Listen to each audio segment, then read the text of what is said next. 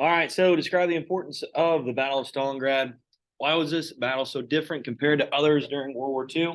And detail the style of fighting in the battle. Explain the mishaps of the German army at this battle. So there you go.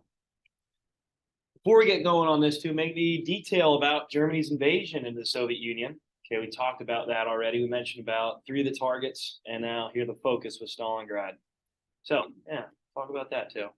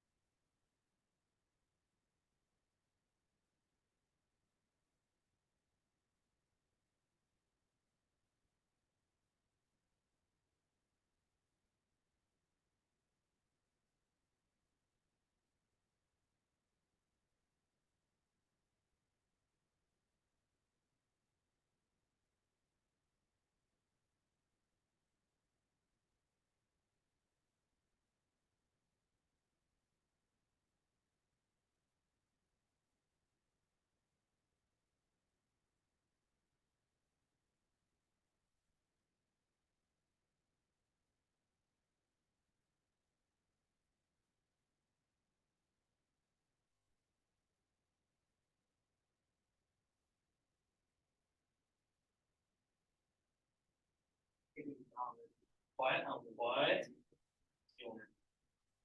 Yeah, keep going. I started caution. Caution.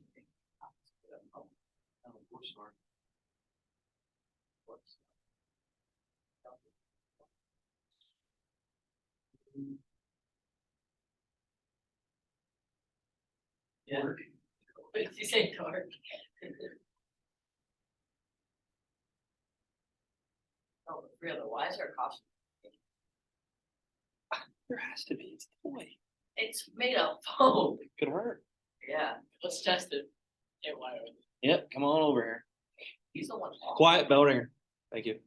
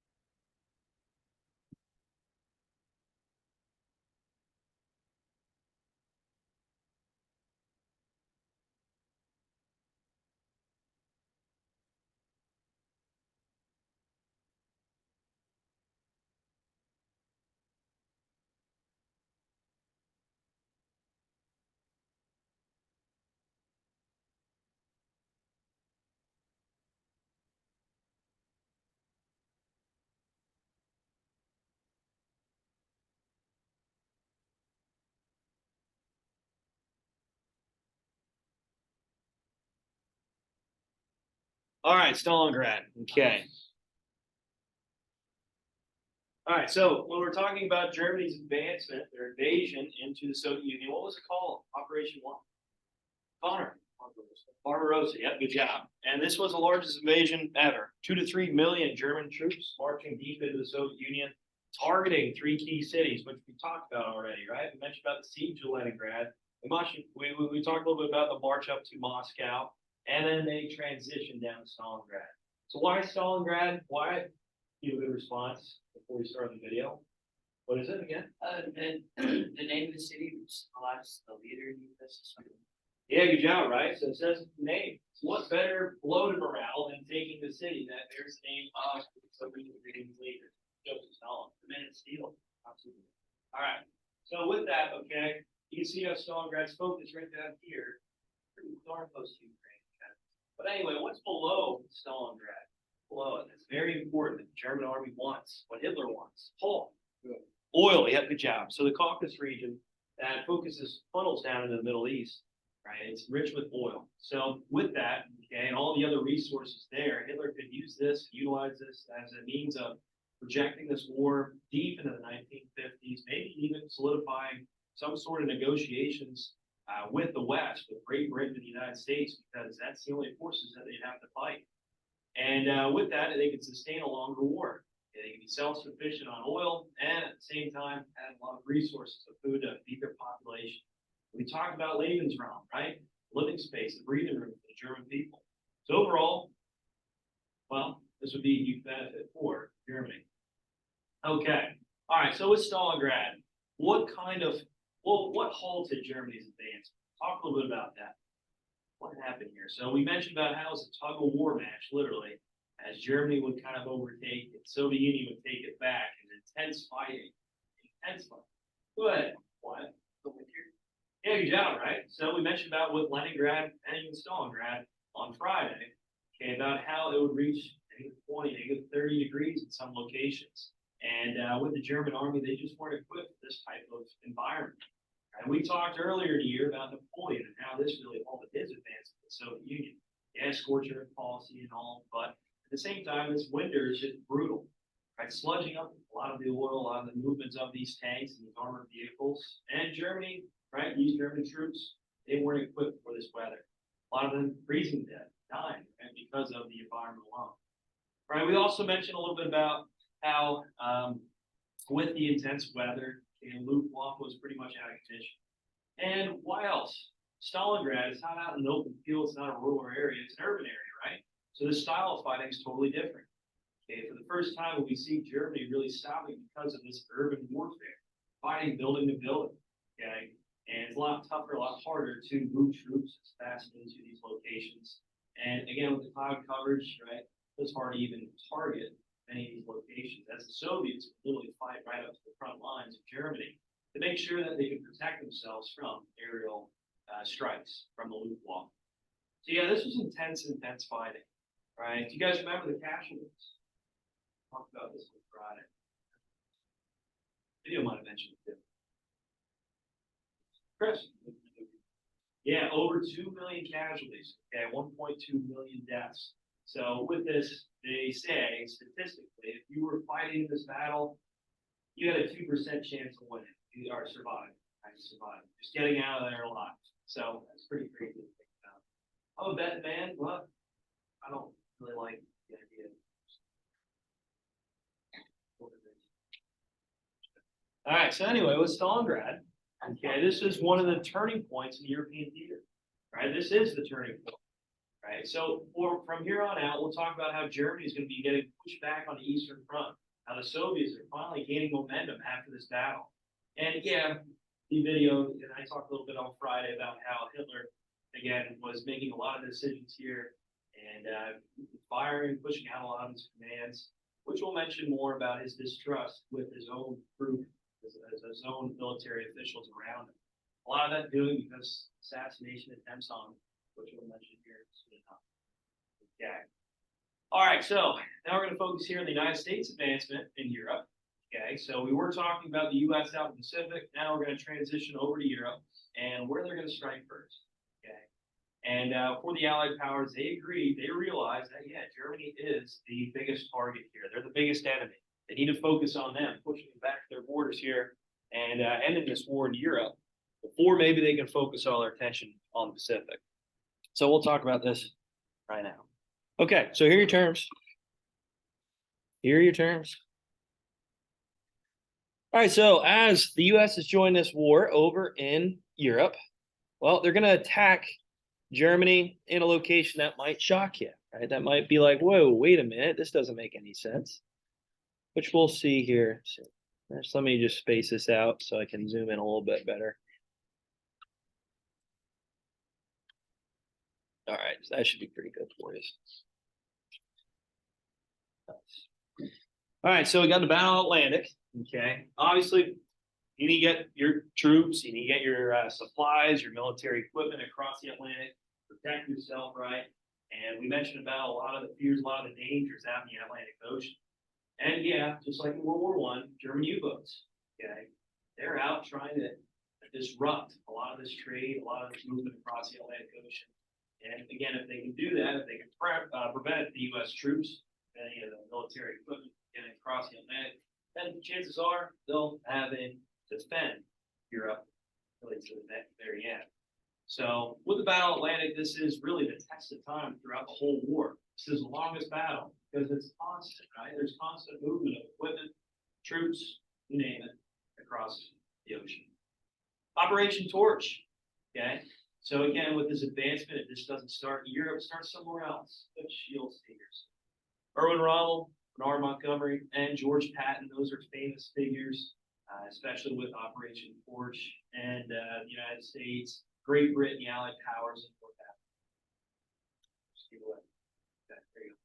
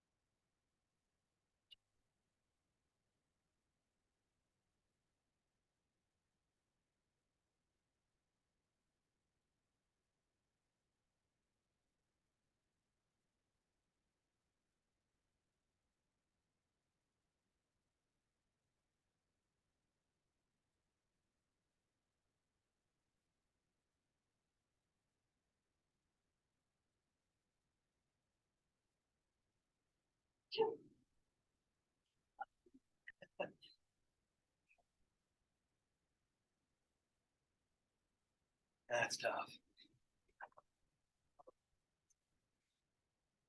Yeah, maybe one day.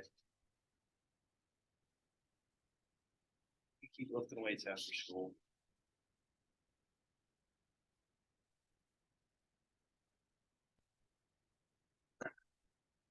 You guys need another minute? Okay, no problem. No problem.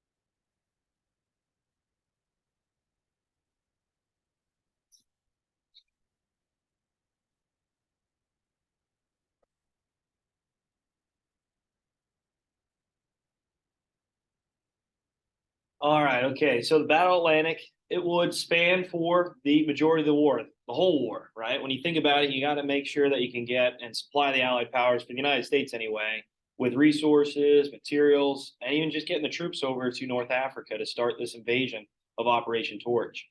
All right, so with that, the Battle of Atlantic, it lasts the span of the whole war, okay? And the reason for is, again, with all the materials, all the resources, and men to get across, and all the dangers that are out there. So we talked about this in World War One. What are some of the dangers that Germany had out in the Atlantic Ocean?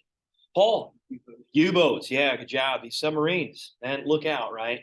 Is there anywhere to run? Can you just, let's say, flee if you're out in the Atlantic Ocean? No, if your ship's going down, well, so are you.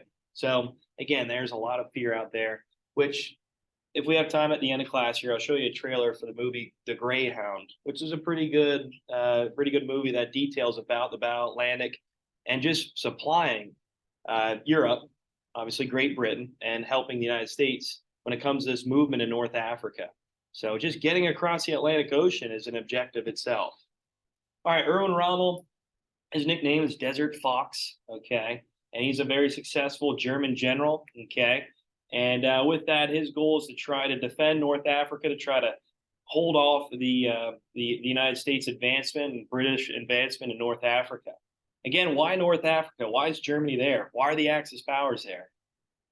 Go ahead, Wyatt. Because it's the other side of the Mediterranean basis, and they control those parts somehow. Awesome, good job. So we've been talking about the Mediterranean Sea ever since the start of the class, right? And when it comes to resources and trade, right, that's huge, especially for Europe, okay? And the Middle East, obviously, when it comes to oil, that's very important. So that's why they're there. And for the US and British troops, okay, again, because Germany's focused now fighting the Soviet Union at Stalingrad. We mentioned about the sheer losses. Here's a great way to try to start this war for the US. Maybe get our feet wet a little bit here before we really jump into this intense fighting. right? Because again, the D-Day invasion, we'll talk about that here soon enough. Okay, a lot of this intense fighting against the German defenses, well, we're just not ready for it yet. Okay, so this is a great way to try to get adapted to warfare in, during World War II. All right, Bernard Montgomery and George Patton. Okay, they are Allied powers generals. Okay, Patton, United States, Montgomery from Britain, and they're famous for their tank brigades, their tank divisions, and pushing out the Germans from North Africa. And we'll mention about Patton here more when we get to the Battle of the Bulge towards the end of World War II, and even Erwin Rommel with the defenses of Germany at the D-Day invasion. So these names will pop up, but I just wanted to let you guys know a little bit about these guys before we move on, and where this really starts off for the U.S. and the British movement in North Africa. So by 1942, we mentioned the height of the Axis control, not only in Europe but in the Pacific theater. Okay, and finally, we have somewhat of a halt of the German advancement. Finally, these blitzkrieg strikes and attacks just stop, and the reason for it is again because of Stalingrad. And we just mentioned about that, so you guys should be good with understanding why and how the German army just halted at Stalingrad. Okay, so the Soviets again just constantly fighting, throwing a lot of these troops into the fires of Stalingrad, literally of the battle, and not backing up. Right, if they did, they would be killed, they would be shot. Right, and a lot of them just constantly getting thrown in. Okay, Stalin realized if Stalingrad fell, well, so would the Soviet Union. Okay, so with that, right, the United States now entering the war in Europe. Okay, it's not right in Europe. It actually starts in North Africa. And I just mentioned that a little bit already when it came to the decisions of the U.S. entering the war.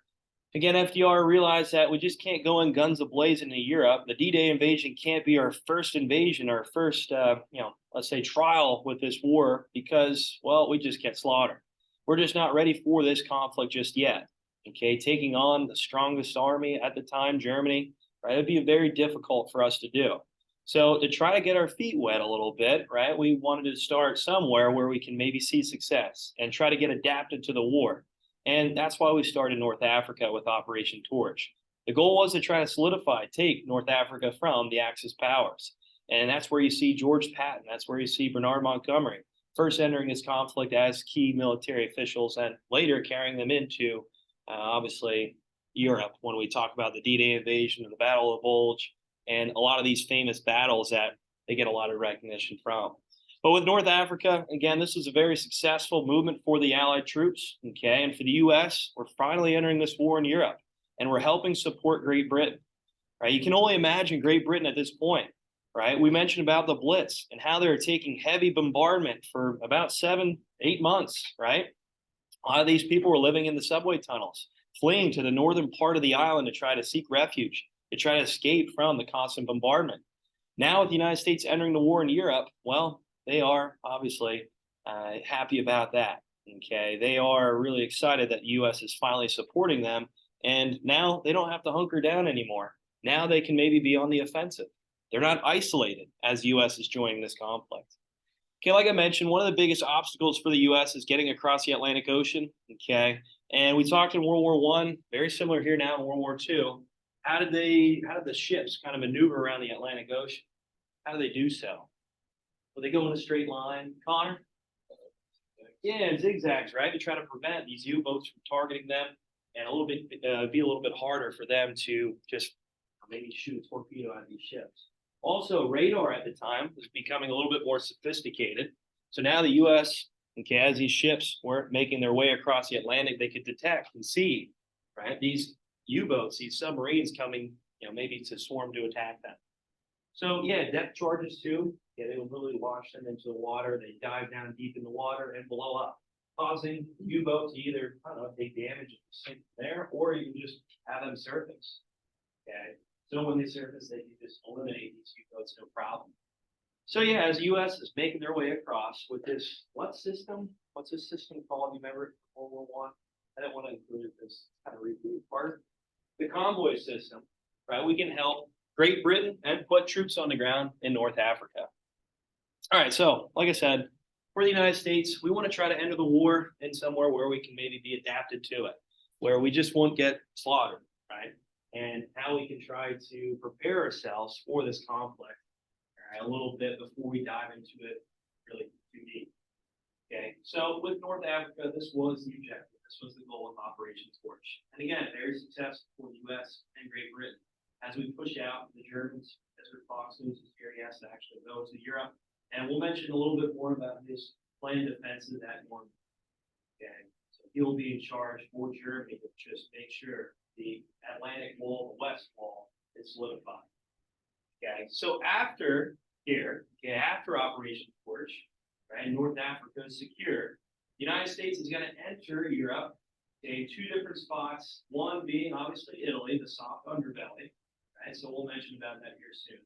Again, as Italy's not really much of a, I would say they were as a dominant threat as what Germany would be. So this would be a great way to enter Europe, okay, again through this soft underbelly and starting a two-front war for Germany, right, in Europe.